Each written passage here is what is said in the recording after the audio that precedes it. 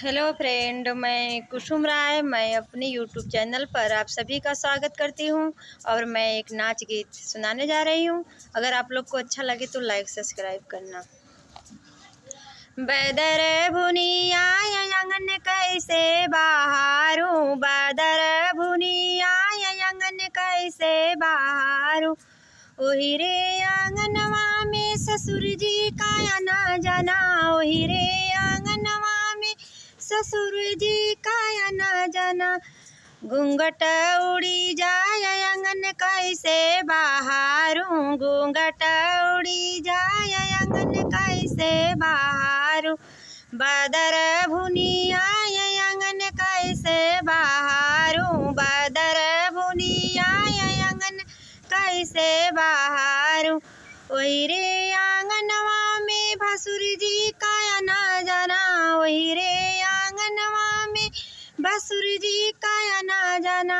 रहिया छूटी जाए आंगन कैसे बहारूं, रहिया छूटल जाए आंगन कैसे बहारूं। बदर भुनिया आंगन कैसे बहारूं, बदर भुनिया आंगन कैसे बहारूं।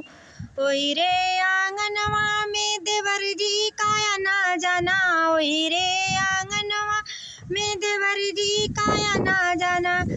नजर लड़ी जाए आंगन कैसे बहारूं, नजर लड़ी जाए आंगन कैसे बहारूं। बदर भुनिया आंगन कैसे बहारूं, बदर भुनिया आंगन कैसे बहारूं। ओही रे आंगनवा में सैया जी का आना जाना, ओही रे आंगनवा में सैया जी का आना जाना। ए दिल मिली जाए आंगन कैसे बहारूं, ए दिल मिली जाए आंगन कैसे बहारूं। बदर भुनिया आंगन कैसे बहारूं, आंगन बदर भुनिया आंगन कैसे बहारूं।